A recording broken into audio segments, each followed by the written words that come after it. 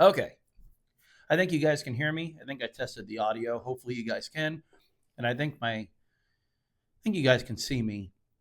I messed with the settings on my camera, so hopefully I got it right. But either way, welcome back to the channel, guys. We are back again for another one. Captain Cody Davis here with you guys, as always. And appreciate you guys clicking on today or tonight, whenever it is it might be. And just appreciate all of you guys that have been, subscribed to the channel for however long, and just all the positive feedback I've been getting through direct messaging or when I run into you guys at the boat ramp, the weigh in, or even out on the water. It's pretty cool. It's crazy in today's time with social media, YouTube, content in general, how many people you can reach out to, run into people from all over the country that come down here to fish Lake Okeechobee, and they're like, "Man, I was coming down and just put it in the YouTube box and watched a bunch of your videos, and it definitely helped me out." So pretty cool, pretty cool, and just the reach that you have anymore. This camera's not straight. Again, while putting out content, perfect example is next month. Had a gentleman reach out from Germany who found me and booked a trip. So really cool. And yeah, I know I've been totally inconsistent with uploads lately. A couple reasons. One, I've just been very busy. If you're a full-time content creator, that is your full-time occupation. You make time to do your job, but I'm not one. Again, a lot of you guys, I get asked all the time, how much do I make off YouTube? And realistically, it's nothing. I'm making just between $100 and $200 a month with my revenue on here. So this is just nothing but a platform for me to expose my business for advertisement. That's how I get over 90% of my business and my customers is through this platform. So it helps. So I have to make a couple reasons. I have to make videos when I feel like doing it. Full transparency, I made this exact video last night. I got up out of bed. I said, I got to make some kind of fishing report video.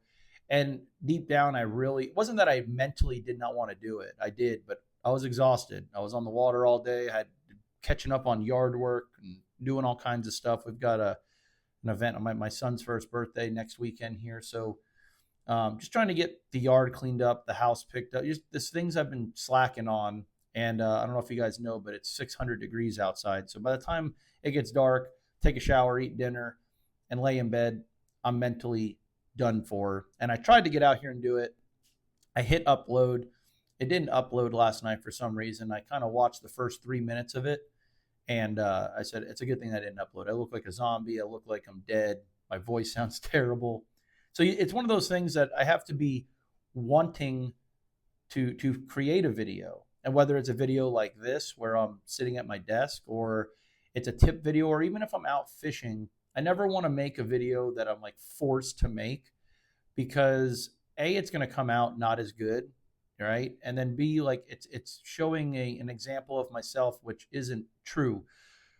The reason that I don't do quirky videos on my channel, or any of the traditional YouTube style videos, a lot of times that you see nowadays, the catchy, that's the word, the trendy videos, because I'm not making money off of these views like a lot of these people are. My sole income, or where I receive my financials from the channel, is when you guys pick up the phone and book a trip with me. So I don't want to be one of these trendy YouTube people. I want to be someone that you trust in to go out on a day fishing with me, or multiple days fishing with me out on Lake Okeechobee, or some of the other, bodies of water here in Florida. So it's one of those things, it's kind of you got to balance it. And this morning, got up. I had a day off, first day off, and I don't know how long. And I'm going to, again, catch back up on my stuff here around the house. But I thought, let me redo this video. And there's a couple things I want to talk to you guys about anyway at the end. So stay tuned for that. But either way, let's already been rambling for 5 minutes. Let's get into it. Lake Okeechobee. Just thought I'd get on here and give you guys a fishing report. Kind of what's going on, what to look for, what to stay away from, and kind of what's going on. So here's the deal, guys. Today is May 28th, 29th. I didn't even look. End of May. But we're basically in June. And May is, as you guys know, I preach about the months of April and May. And the fishing has been phenomenal. I'm sure you guys have seen the tournament weights. You guys have seen some of the videos and my pictures I've been up. I mean, the it held true. End of March through May. I always say typically it's the end of March, last 2 weeks of March through the first 2 weeks of June are phenomenal. Um, and it's still fishing very well. The problem is the heat. So typically the heat is bearable up and through, through the month of May, and then once we start getting into June is where that temperature really starts climbing into that uncomfortable area, right? Where it's unbearable, I should say. And that heat kind of hit us a few weeks early. It's been like that for the last several weeks. And I mean, up there in that mid 90s every day by, say 11 o'clock. I know when I leave my house here in the morning at 5 a.m., sometimes it was earlier than that, going to the north end, and was running down to the Everglades a few times. So had to go maneuver bait and things. I was leaving my house at 4:30 and it was 79 degrees.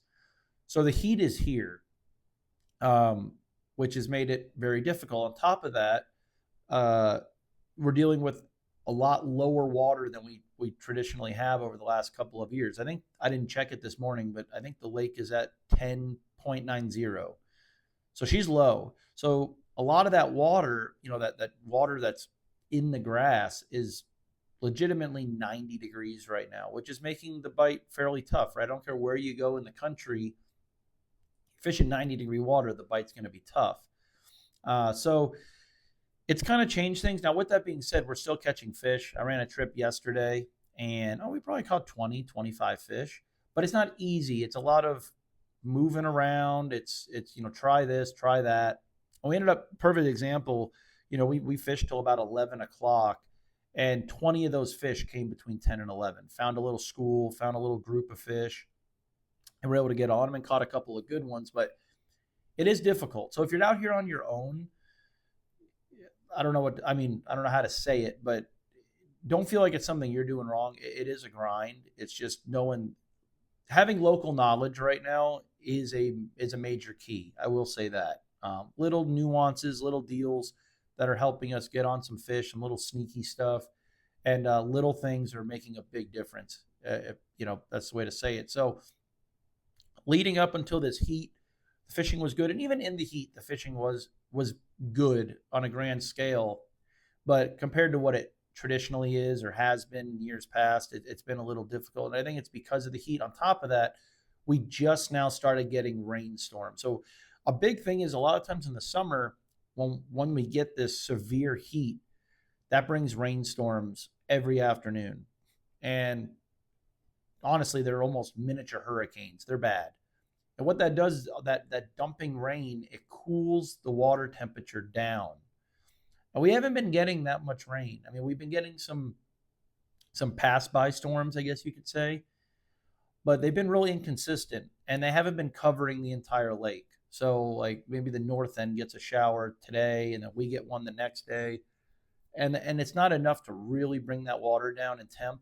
So I don't know. I think that's also the thing. On top of that, and to add to that, and there's going to be several different things. Now that the lake's getting even lower, this is probably going to help because us as Okeechobee anglers, right? Where do we want to be? Our boat wants to be in the grass. We want to be swim jigging, flipping, frogging, the whole nine. And I don't think that's where the fish are right now.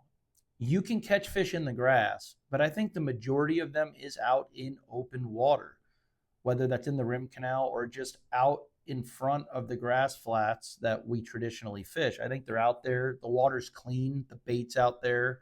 The bottom's good in a lot of these areas. So these fish are just kind of hovering, being nomadic, swimming around.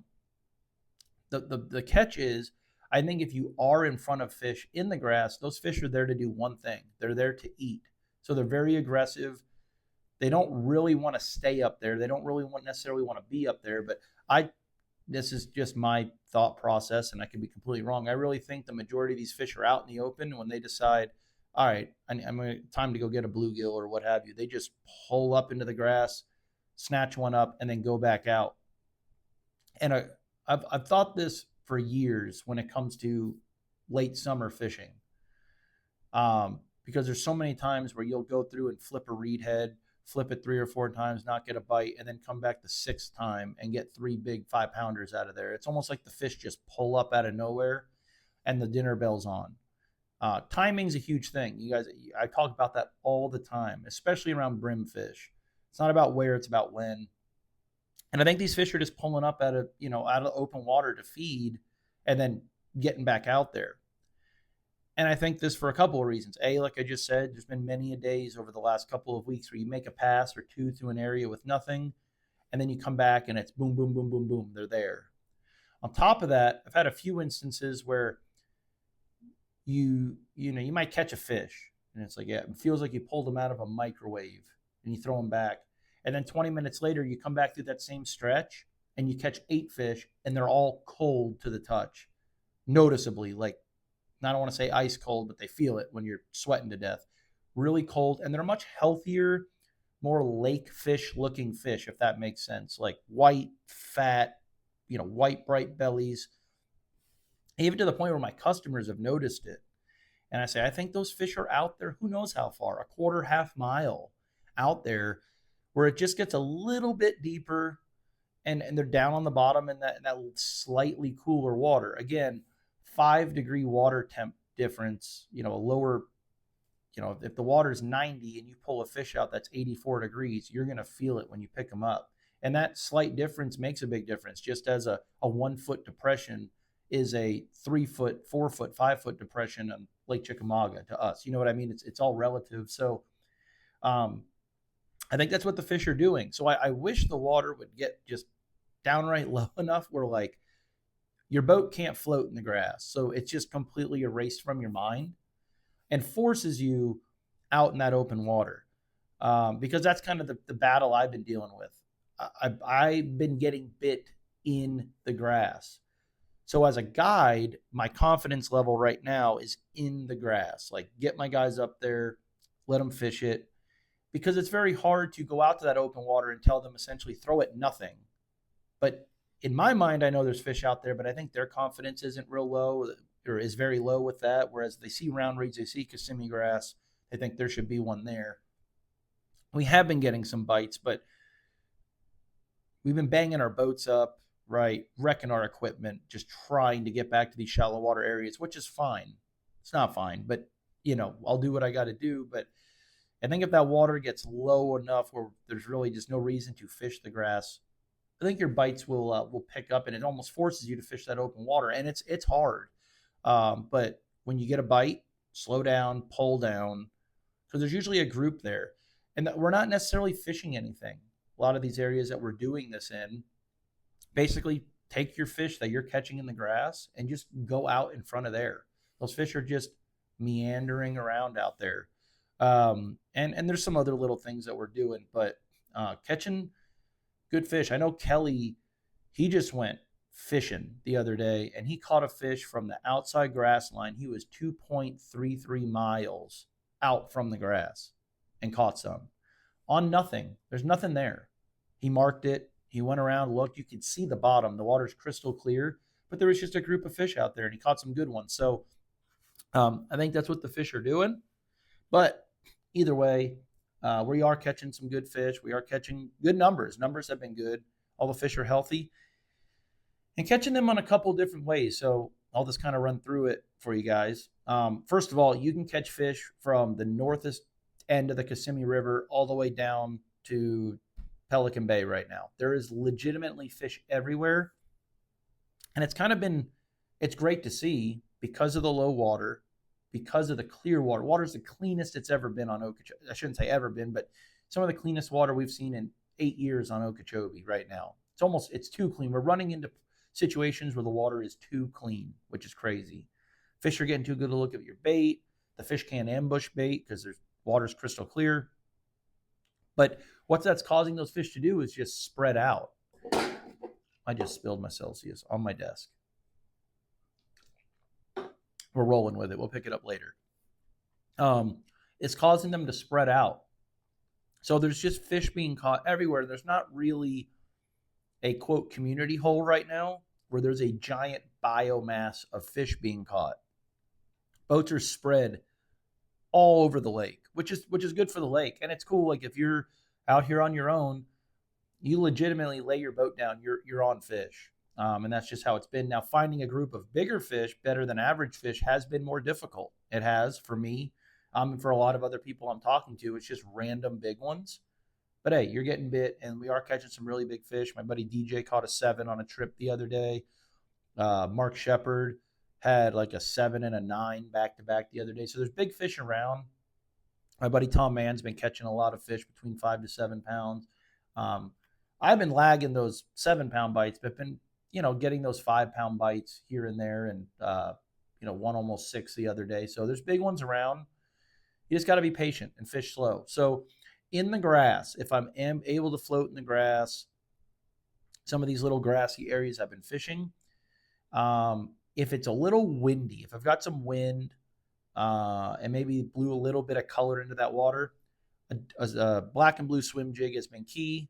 Putting a Gambler Little Easy on the back, and I've been throwing again a black and blue swim jig with either like a black, blue, green pumpkin Little Easy or a Gold Rush Little Easy, kind of just that little two-tone, just to kind of mix it up, kind of bluegill pattern. Making really long casts with this swim jig through the Kissimmee grass. Been catching some good fish on that.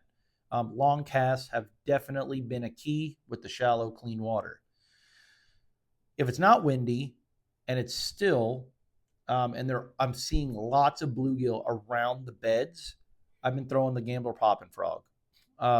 Black, I've been playing with colors. I don't think the color matters for the simple reason that most of the bites I'm getting on the frog are coming within the first pop. If not, even sometimes not even that. It's as soon as that bait hits the water, they're on it. You see the brim bed, you see like right off of it where you would think there'd be a fish, bomb the cast before you can engage the reel. They got it. Goes back to what I'm saying. Those fish that are up there to eat. They're not playing around. They want to get in and get out, I think. So they're taking the first opportunity they get. I've been catching them on that. But probably the best bait that I've been throwing is a bait that I haven't thrown in years because the lake hasn't set up for it until recently, is a Big Easy. Big Easy in the color Lane Toad. I don't think the color matters. They are eating an easy swimmer as well. Making long casts with that guy and just burning it on top. I tell my customers, you're throwing a 7-to-1 reel. You cannot reel it faster than they can swim. Burn it. And what that's doing is doing a couple of things for me. A, it's making that bait really move really quick, which in turn makes that bait give it that gurgle that we all like in the Big Easy, that like a weedless whopper plopper. So it's going to call these fish from a good distance around where you threw the bait. With this water being so shallow and so clear, these fish will come from 20 yards to come get a bait. I've seen it. It's crazy. So what I'm telling my guys to do is bomb that thing out there till you hit the knot on the end of the line, hold your rod tip up and burn it, and keep your eyes peeled, not necessarily on the bait, but a good distance on each side. If you start seeing grass move, you see a headway coming, slow it down and or kill it.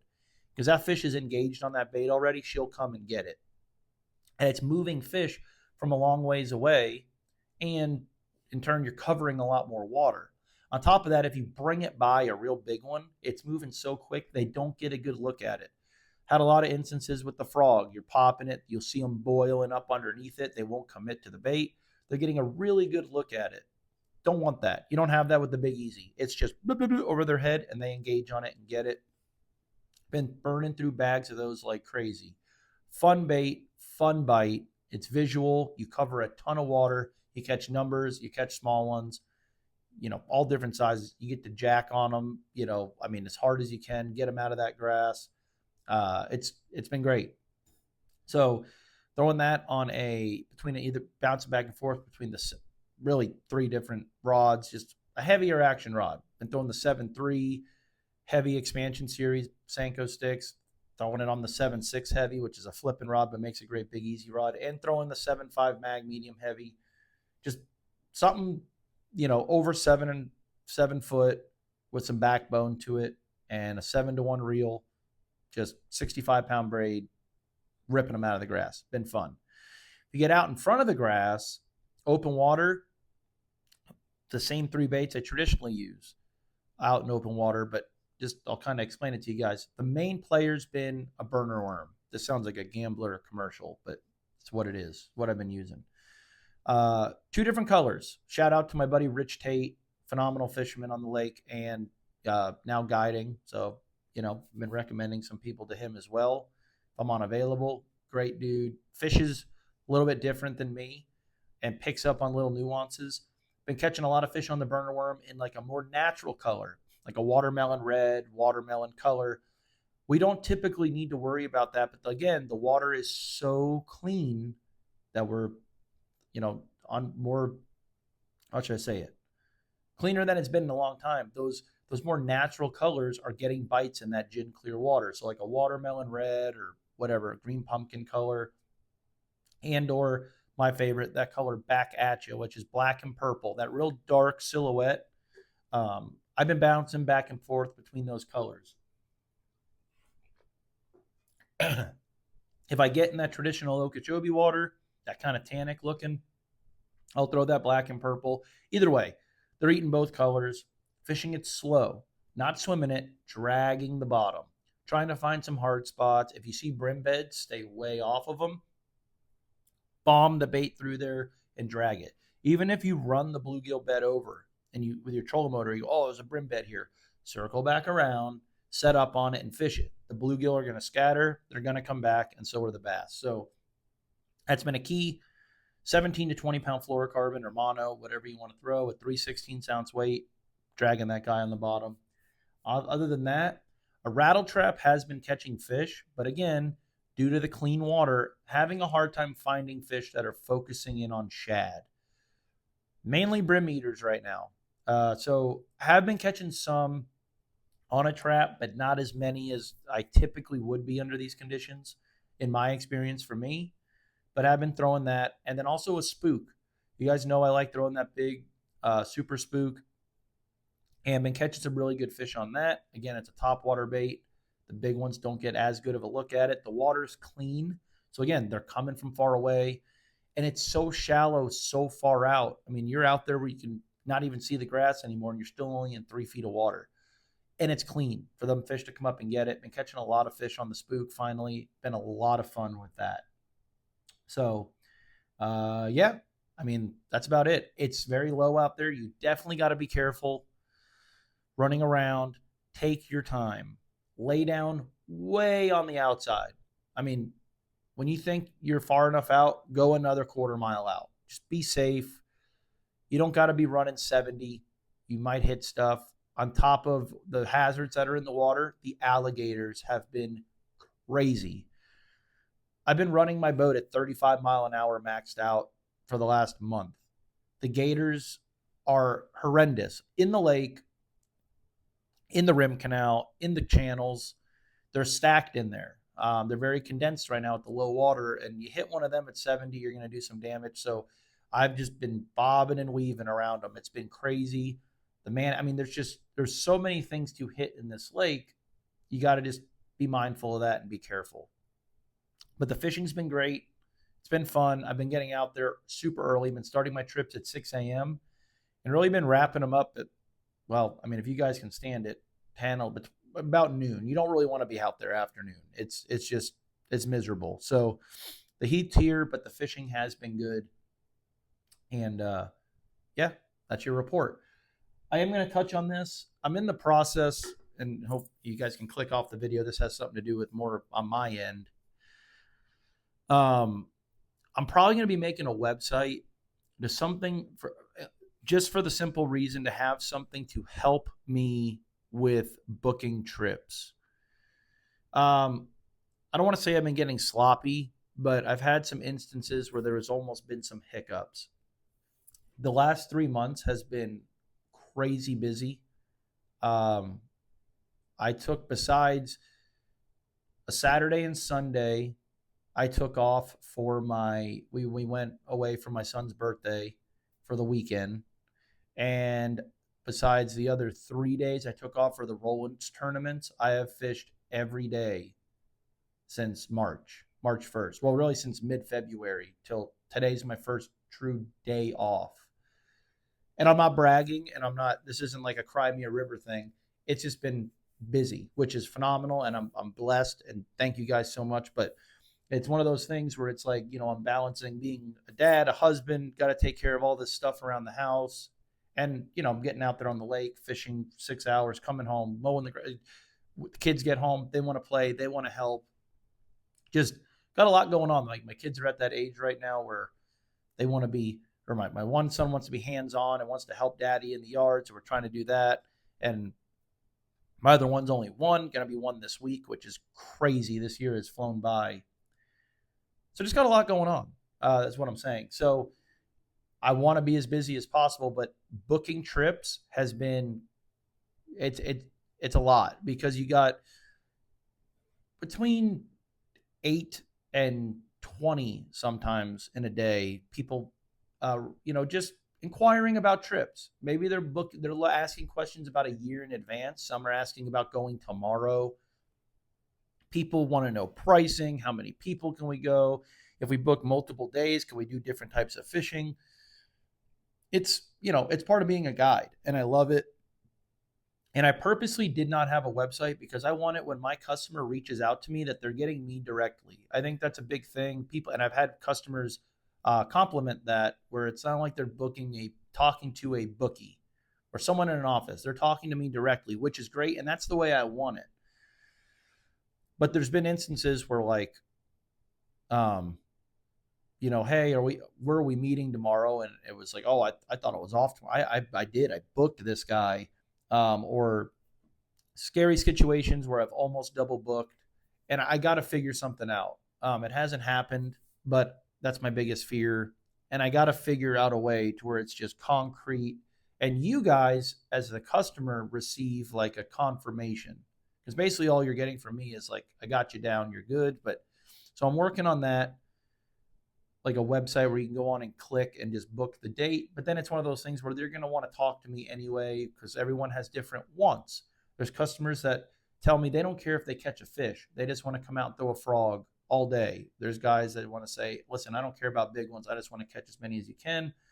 So every customer has different wants, different needs. They want to go peacock fishing. They want to go snook fishing. So here's the other deal. I recommend, or I require a deposit to hold the day. There's a lot of you guys that are repeats of mine, and I just write you down. From this point on, if you book a trip with me, I've been sometimes saying you don't need to worry about the deposit. Don't worry about the deposit. I'm gonna have to get a deposit from you guys, and it's not for you guys. It's not, oh, I don't think you're gonna show up. I'm very fortunate and very blessed right now that a lot of my customers, again, before we even get on the boat, I know who you are. Like, I've fished with you a ton. It's not for you guys. I don't think you're going to show up. I'm sorry. It's not for me that I think you guys aren't going to show up. This is to benefit you guys. It's like, once you send me a deposit, it's like, I've got money. Like, I need to go put this in the book. I got a new app on my phone. I'm going to start. I'm trying to switch things up is what I'm saying, just to make it more concrete. This is my scheduling book, and this is really all I've used. I am old school. And I think I've told you guys before, I don't answer a text from an unknown number until I'm sitting at this desk, because then I got this book open. I know what I have available. And that's why I don't save any of my customers' numbers. It's just an unknown, or just a blank number. And then I save all of our text so I can go through and I know who you are, because I don't want to ever answer. I don't want to save,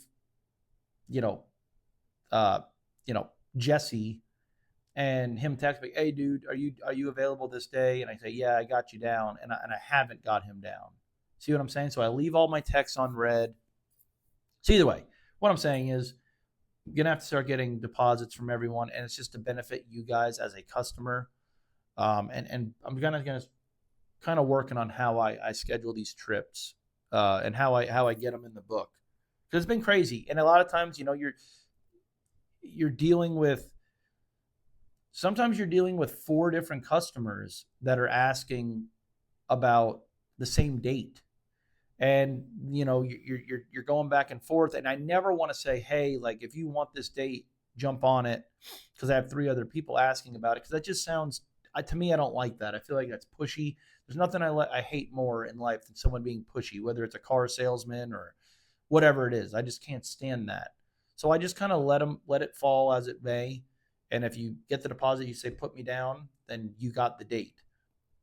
um but sometimes it doesn't happen in 30 seconds. Obviously, you guys as customers are busy as well. So it's, hey, do you have this date available? I do. And then it's, okay, let me check around with my buddies and see if we can make that work. That's at 6:30 at night. 11 a.m. the next day, they might text me, hey, put me down for that date. And I'm out on the water. I see it come through and I forget to pin it. A lot of times I'll pin my texts up to the top so it's, a priority to get home and put that in the book.